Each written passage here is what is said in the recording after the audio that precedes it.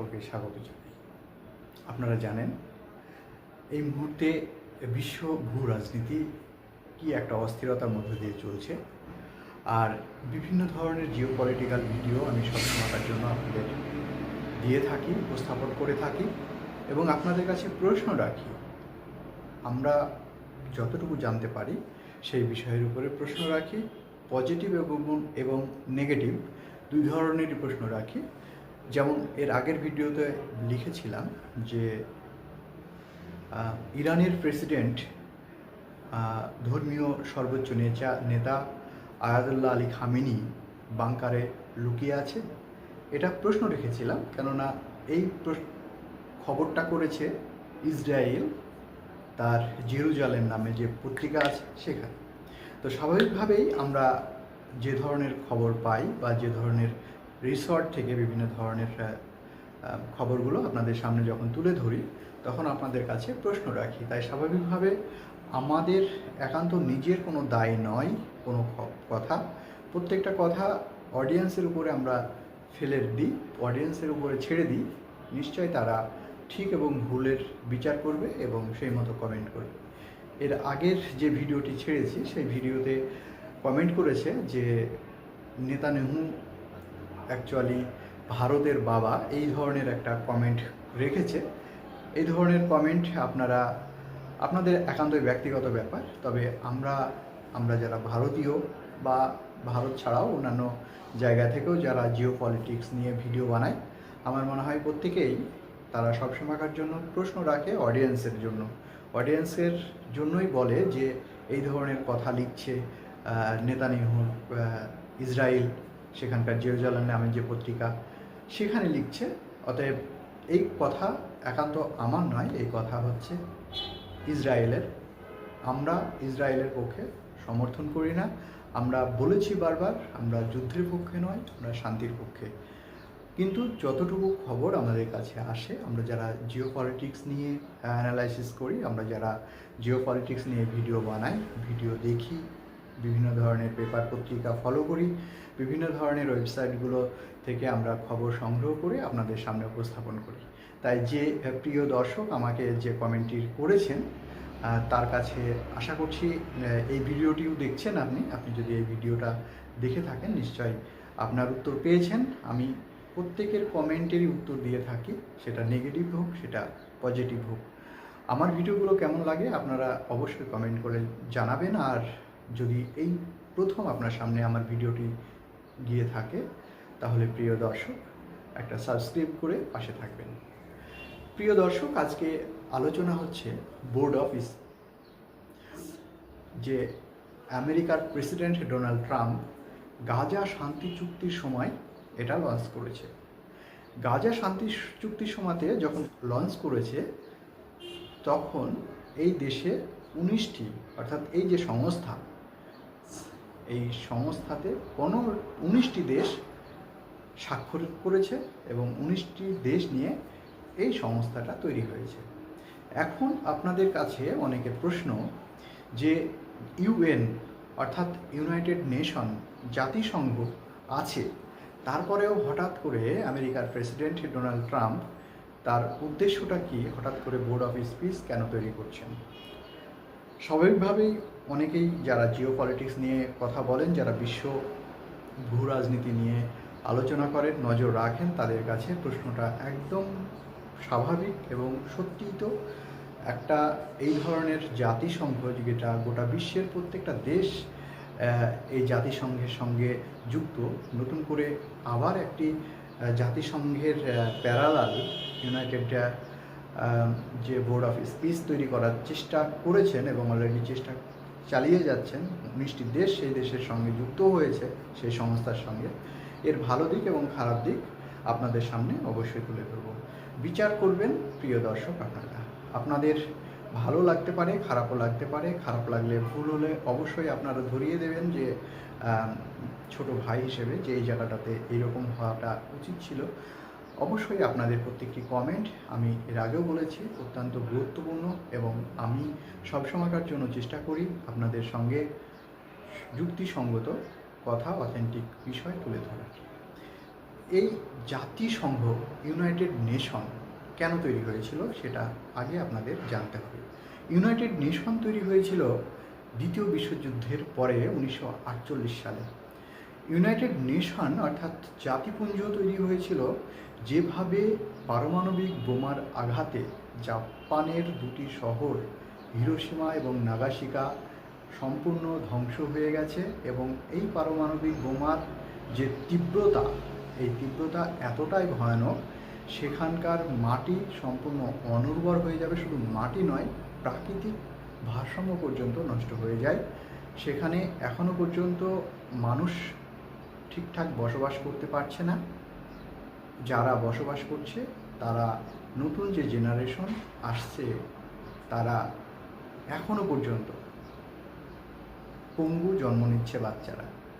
তাই স্বাভাবিকভাবে আপনারা বুঝতে পারছেন, পারমাণবিক বোমার আঘাতে দুটি শহরে যদি দ্বিতীয় বিশ্বযুদ্ধের এত বছর পরেও এই সমস্যা থেকেই থাকে, তাহলে আজকের দিনে দাঁড়িয়ে যারা মনে করছেন যে ইরানের উপরে আমেরিকা পারমাণবিক বোমা নিক্ষেপ করবে বা ইরান ইসরায়েলের উপরে পারমাণবিক বোমা নিক্ষেপ করবে, এর ভয়াবহ তীব্রতা সেই সময়ের যে তীব্রতা ছিল তার চাইতে কয়েক হাজার গুণ বেশি।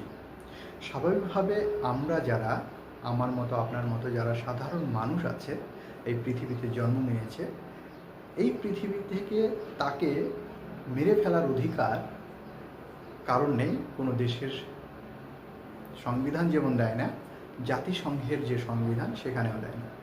এই একটা মাত্র উদ্দেশ্যকে কেন্দ্র করে জাতিসংঘ তৈরি হয়েছিল। গোটা পৃথিবীর একদম ক্ষুদ্রতম দেশ থেকে শুরু করে বৃহৎ দেশ রাশিয়া পর্যন্ত এই ইউনাইটেড নেশন জাতিপুঞ্জের সঙ্গে যুক্ত, এবং প্রত্যেকটা দেশ ভোট দেওয়ার অধিকার রাখে এই জাতিপুঞ্জের লিডার তৈরি করার জন্য। আপনারা জানেন অলরেডি জাতিপুঞ্জে 5 জন লিডার আছেন, যাদের মধ্যে যেমন আছে চীনে থেকে আছে আমেরিকার, আছে রাশিয়ার, আছে ইংল্যান্ডের। এইরকম 5টা দেশ অলরেডি জাতিসংঘের সঙ্গে ডিরেক্টর লেভেলে আছে। এখন বিষয় হচ্ছে, ইউনাইটেড নেশন হঠাৎ করে কেন অকেজো হয়ে যাচ্ছে? আমেরিকার প্রেসিডেন্ট ডোনাল্ড ট্রাম্প যে কথাটা বলতে চাইছেন, যেহেতু প্যারালাল একটা জাতিসংঘের মতোই বোর্ড অফ পিস তৈরি করছেন, তাহলে স্বাভাবিকভাবেই তো তিনি এই জাতিসংঘকে মানছেন না, এটাই তো বলতে হয়। এ বিষয়ে আজকের আলোচনা চলুন বিস্তারিত আপনাদের সামনে তুলে ধরছি। প্রিয় দর্শক, তবে আপনি যদি আমার এই ভিডিওতে প্রথম হয়ে থাকেন, প্লিজ একটি লাইক করে আমাকে সহযোগিতার হাত বাড়িয়ে দেবেন। গাজা এবং ইসরায়েল, গাজা বলতে গেলে প্যালেস্টাইন এবং ইসরায়েলের সঙ্গে যে দীর্ঘদিনের যুদ্ধ, সেই যুদ্ধ শান্তি চুক্তি হয়েছে আপনারা জানেন, এবং এই শান্তি চুক্তিতে স্বাক্ষর করেছে যেমন মিশর আছে, সৌদি আরব আছে, কাতার আছে পোল্যান্ড আছে তুরস্ক, আছে দুবাই, আছে আমেরিকা, আছে ইসরায়েল। এরকম যে 19টি দেশ আছে, এই 19টি দেশ মিলে গাজার শান্তি চুক্তি করেছিল, এবং সেই শান্তি চুক্তির সময়তে ইউনাইটেড নেশন যেটা আছে, সেই ইউনাইটেড নেশনের প্যারালাল একটা বোর্ড অফ পিস তৈরি করেছে আমেরিকার প্রেসিডেন্ট ডোনাল্ড ট্রাম্প। এই ডোনাল্ড ট্রাম্প তিনি বলতে চেয়েছেন যে এই বোর্ড অফ পিস আগামী দিনের যুদ্ধ থেকে বিরত থাকবে। কোনো দেশের সঙ্গে যদি অ্যাটাক করে, তাহলে আগামী দিনে এই বোর্ড অফ পিস তার মধ্যস্থতা করবে। স্বাভাবিকভাবে বিষয়টা অনেকটা হাস্যকর। একজন যুদ্ধবাজ নেতা যে গোটা পৃথিবীটাকে বর্তমানে অশান্তির জলে ডুবিয়ে রেখেছে, সেই মানুষটা যদি বলে যে এই ধরনের একটা বোর্ড অফ পিস তৈরি করব, এবং সেই বোর্ড অফ পিসের আমি life time holder as a director পদে নিয়োজিত থাকব, অনেকটা সেই বিড়ালের কাছে মাছকে রেখে যাওয়ার মতো পরিস্থিতি। তাই স্বাভাবিকভাবেই আমরা বলতেই পারি যে এই বোর্ড অফ পিস আগামী দিনে মানুষের বা দেশের ইউএন অর্থাৎ ইউনাইটেড নেশনের প্যারালাল হিসাবে গ্রহণযোগ্যতা শুরুতেই হারিয়েছে। এখন প্রশ্ন হচ্ছে, আপনারা হয়তো অনেকে বলতে পারেন যে আপনি কি অনেক কিছু বোঝেন? সৌদি আরবে অনেক বড় ইন্টেলিজেন্ট আছে, তুরস্কে আছে, আছে পাকিস্তানে আছে, আপনি খুব বেশি বোঝেন, তারা কেন আমেরিকার সঙ্গে এই বর্ডার স্পেসে সহযোগিতা করলো, সেখানে মেম্বারশিপ নিয়েছে, আপনি বলছেন যে এটা কোনো কিছুই নয়। বিষয় হচ্ছে, আপনারা জানেন গাজার যে যুদ্ধ সমস্যা, এটা অনেক দিন থেকে। এই যুদ্ধ থামানোর জন্য একসময় সৌদি আরব সরাসরি যুদ্ধে পর্যন্ত জড়িয়ে গিয়েছিল।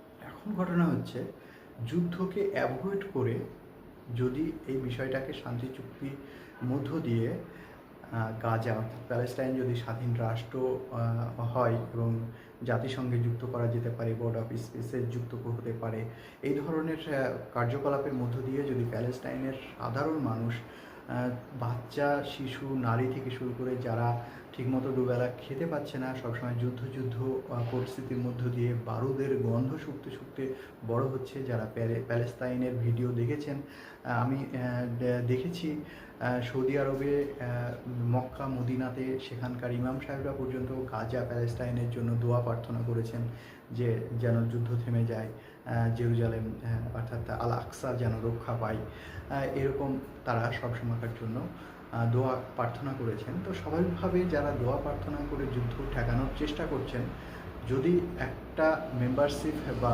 এই ধরনের একটা সংস্থার মধ্য দিয়ে ইউনাইটেড নেশনে যুক্ত করা যায় এবং বোর্ড অফ স্পেসেও যুক্ত করে গাজার যুদ্ধ থামানো যায়, স্বাভাবিকভাবে আমার মনে হয় অত্যন্ত ভালো একটা দিক। আপনারা হয়তোবা জেনে থাকবেন যে কোনো স্বৈরচারী শাসক যারা পৃথিবীতে আসে বা দেশে আবির্ভাব হয়, তারা শুরুর দিকে কিন্তু খুব ভালো কাজ করে। যদি বলেন যে আপনারা এই সময় দাঁড়িয়ে, যেহেতু শেখ হাসিনার পতন হয়েছে স্বৈরাচারী শাসক হিসাবে, তার গদি যুক্ত করা হয়েছে, সেই হিসাবে যদি আমি ধরেই নিই যে শেখ হাসিনা স্বৈরাচারী শাসক, শেখ হাসিনার কিন্তু অনেক ভালো গুণও ছিল। শেখ হাসিনা আসার পরে বিভিন্ন ধরনের স্কুল কলেজ তৈরি করা থেকে শুরু করে চাকরি বাকরি, তাদের মা হন বাচ্চারা স্কুলে যাওয়ার জন্য বিভিন্ন ধরনের জুতো, স্কুল বই থেকে শুরু করে, এবং আপনারা জানেন শেখ হাসিনা মাতৃত্বকালীন ছুটি থেকে শুরু করে তাদের ভাতা থেকে শুরু করে অনেক কিছু ব্যবস্থা করেছিলেন। আপনারা জানেন পদ্মা সেতুর মতো একটা সেতুও তৈরি করে দিয়েছেন। তাই স্বাভাবিকভাবে স্বৈরাচারী যতই বলি না কেন, তারপরেও একটা দেশের শুরুর দিকে সেই রাষ্ট্রনায়কের ভালো দিক থাকে, তারপরে আস্তে আস্তে ক্ষমতার লোভে ক্ষমতা টিকিয়ে রাখার জন্য এই ধরনের স্বৈর শাসকে পরিণত হওয়াটাই স্বাভাবিক। তাই আমরাও কিন্তু প্রথম অবস্থায় ডোনাল্ড ট্রাম্প যে বিষয়টা বোর্ড অফ স্পিসের মধ্য দিয়ে গাজাকে শান্তি চুক্তির মধ্য দিয়ে যদি সত্যিই গাজার, যেহেতু সত্যি এখন আমরা দেখতে পাচ্ছি গাজার শান্তি চুক্তির মধ্য দিয়ে ইসরায়েল আর যুদ্ধ করছে না, বোমা বারুদের গন্ধ পাচ্ছি না, খুব ভালো একটা দিক। তাই স্বৈর শাসক হিটলারি কায়দায় যদিও গোটা পৃথিবীর চালানোর চেষ্টা করছে ডোনাল্ড ট্রাম্প, একটা ভালো কাজ করেছে প্যালেস্টাইনকে মুক্ত করে দিয়ে এই যুদ্ধবিরতির মধ্য দিয়ে, সেটা বলাই যায়। তাই স্বাভাবিকভাবেই যে সমস্ত দেশগুলো বর্তমানে ইউনাইটেড নেশনের সঙ্গেও আছে, আবার বোর্ড অফ পিসের মধ্যেও আছে, আমার মনে হয় যে সমস্ত ইসলামিক কান্ট্রিগুলো এই বোর্ড অফ পিসের সঙ্গে যুক্ত হয়েছেন, তারা শুধুমাত্র এই গাজার যে যুদ্ধ, সেই যুদ্ধবিরতি যাতে শান্তিপূর্ণভাবে সফল হয়, এর জন্যই হয়তোবা এর সঙ্গে গিয়েছে। অবশ্যই প্রিয় দর্শক, আপনারা কমেন্ট করে জানাবেন আপনার মতামত। আমার সঙ্গে আপনারাও যদি একমত হন তাহলে অবশ্যই কমেন্ট করবেন। যদি আমার সঙ্গে বিরোধিতাও হয় যে না, বোর্ড অফ স্পেস শুধুমাত্র হিটলারি কায়দা কায়েম করার জন্যই তৈরি করা হয়েছে, প্যালেস্তাইনের স্বাধীনতা দেওয়ার জন্য বা প্যালেস্তাইনে একটা স্বাধীন সরকার গঠন করার জন্য দিয়েছে, এটা কিন্তু নয়। আপনারা অবশ্যই কমেন্ট করে জানাতে ভুলবেন না। তো যাই হোক, এখন বিষয় হচ্ছে যে শুধুমাত্র 19টা দেশ কেন, এই পৃথিবীতে সমস্ত দেশ কেন ইউনাইটেড নেশনের সঙ্গে যেভাবে যুক্ত আছে, বোর্ড অফ পিসের সঙ্গে যুক্ত কেন হতে পারলো না? বোর্ড অফ পিসের সঙ্গে যুক্ত হতে গেলে অনেক কিছু সিস্টেম আছে, সেই সিস্টেমগুলো হচ্ছে বোর্ড অফ পিসের ডিরেক্টর যিনি ডোনাল্ড ট্রাম্প, যে দেশকে আমন্ত্রণপত্র পাঠাবে যে আমরা একটা সংস্থা তৈরি করেছি, আপনারা আসুন, এর সঙ্গে যুক্ত হন, সেই দেশ যুক্ত হতে পারবে। তাহলে আপনি বলবেন যে 19টা দেশেই কি পত্র পাঠিয়েছে? না, অনেক দেশেই পাঠিয়েছে। সেই দেশগুলো সবাই যে অ্যাকসেপ্ট করেছে এমনটি নয়। যেমন ইউরোপ মহাদেশের ভিতরেও অনেক দেশ অ্যাকসেপ্ট করেনি, আবার মধ্যপ্রাচ্যেরও অনেক দেশ অ্যাকসেপ্ট করেনি। তা যেমন চীন অ্যাকসেপ্ট করেনি ভারত। স্বাভাবিকভাবে আপনারা দেখতে পাচ্ছেন এরা পত্র পেয়েছে বোর্ড অফ পিসে যুক্ত হওয়ার জন্য, কিন্তু এরা অ্যাকসেপ্ট করেনি, বোর্ড অফ পিসের সঙ্গে যুক্ত হতে চায়। আপনাদের সামনে যে বিষয়টা মেনলি তুলে ধরতে চাইছি সেটা হচ্ছে বোর্ড অফ পিস আর ইউএন অর্থাৎ ইউনাইটেড নেশন, এই দুটো বিষয় কি? এই দুটো বিষয় হচ্ছে দুটোই গোটা পৃথিবীতে শান্তি শৃঙ্খলা বজায় রাখার জন্যই তৈরি হয়েছে। তো আপনাদের ভালো এবং খারাপ দিকটা শেষের দিকে বুঝিয়ে দিচ্ছি। ইউনাইটেড নেশন বুর্জোয়া শক্তিকে, সাম্রাজ্যবাদকে টিকিয়ে রাখার জন্য তৈরি হয়েছে। তারপরেও এরা কিন্তু সরাসরি সাম্রাজ্যবাদের ফোকাস না দিয়ে এরা ঘুরপথে সাম্রাজ্যবাদের মদত দেয়। যেমন বড় বড় দেশগুলোকে সুযোগ সুবিধা পাইয়ে দেওয়া, ছোট ছোট দেশগুলোকে কোনো অন্য দেশের সঙ্গে যুক্ত হয়ে তারা প্যারালালভাবে ভোট দিয়ে যেভাবে হোক তারা এই সংস্থার সঙ্গে যুক্ত হয়ে টিকে থাকে। যদি তাই না হতো তাহলে গাজাতে এতদিন ধরে যেভাবে দিনের পর দিন নারী পুরুষ শিশু থেকে শুরু করে প্রত্যেকের যুদ্ধ এবং তাদের নিথর দেহ আমরা দেখেছি, দুধের শিশু পর্যন্ত বাদ যায়নি।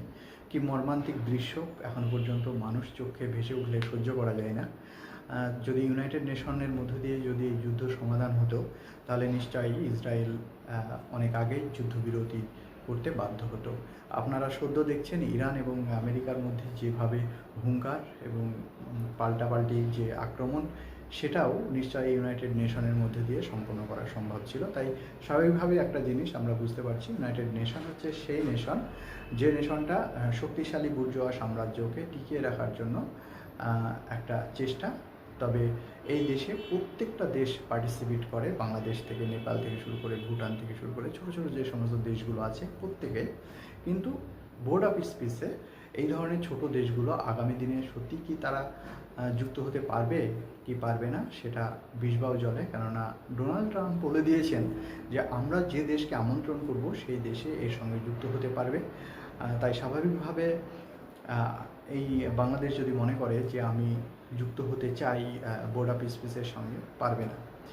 তাই আপনাদের এই বিষয়ে বুঝতে পারছেন যে ইউনাইটেড নেশন প্রত্যক্ষ পরোক্ষ যে বিষয়টা যদি দেখেন যে পরোক্ষভাবে সাম্রাজ্যবাদের নিদান দেয়, কিন্তু আমাদের যে board of piece Donald Trump তৈরি করছেন এই মুহূর্তে, সেটা সরাসরি সাম্রাজ্যবাদকে হিটলারি কায়দায় গোটা পৃথিবীটাকে হাতের মুঠোয় তুলে নিতে চাইছে। এটাই হচ্ছে ডোনাল্ড ট্রাম্পের অল ইন ওয়ান, এটাই টার্গেট বলে এই মুহূর্তে বিশেষজ্ঞ মহল মনে করছে।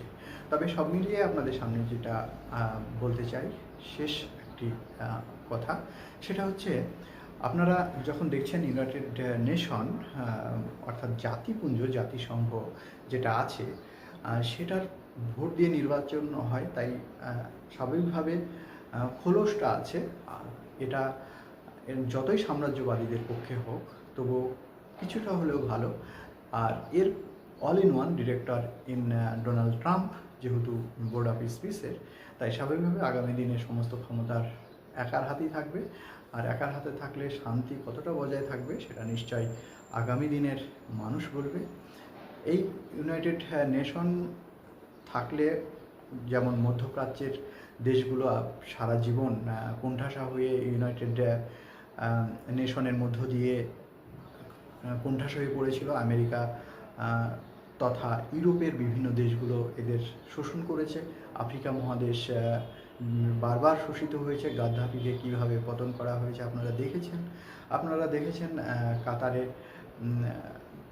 সেনাঘাঁটি গেড়ে বসে আছে আমেরিকা এই মুহূর্তে। তাই স্বাভাবিকভাবে ইউনাইটেড নেশন যেটা আছে সেটাও যেমন পক্ষান্তরে সাম্রাজ্যবাদীদের সুরক্ষা কবচ, আর এর চাইতেও বেশি বড় একটা তাবিজ ঝোলানোর জন্য বড় একটা সুরক্ষা কবচ নিয়ে আসতে চলেছে আমেরিকার প্রেসিডেন্ট ডোনাল্ড ট্রাম্প। তাই স্বাভাবিকভাবে ইউনাইটেড নেশন বা board of peace as a সাম্রাজ্যবাদীদের পরিপূরক। তবে এখানে তুলনামূলক যদি বলা যায়, তুলনামূলকভাবে বলতে গেলে ইউনাইটেড নেশন কিছুটা হলেও ভালো, অন্ততপক্ষে ডোনাল্ড ট্রাম্পের বোর্ড অফ পিসের চাইতে। অন্ততপক্ষে সমস্ত দেশ যেহেতু এখানে পার্টিসিপেট করেছে এবং ডিরেক্টর পদে 5 জন আছে, তাই স্বাভাবিকভাবে সেখানে কোনো কিছু পাশ করাতে গেলে কমপক্ষে 3 জন লাগে। যেহেতু 5 জন হেড অফ দ্য ডিরেক্টর পদে বিলং করছে, ইংল্যান্ড আছে, চীন আছে, এর আগে বললাম রাশিয়া আছে, আমেরিকা আছে। স্বাভাবিকভাবে যেহেতু ডিরেক্টর পদে অল ইন ওয়ান আমেরিকার প্রেসিডেন্ট ডোনাল্ড ট্রাম্প, তাই স্বাভাবিকভাবে তার কোনো কিছুর মতামতের প্রয়োজন হবে না। যখন যে দেশকে মনে হবে তার হাতের মুঠোর মধ্যে নিতে হবে, সেই দেশকে হাতের মুঠোর মধ্যে নিতে পারবে।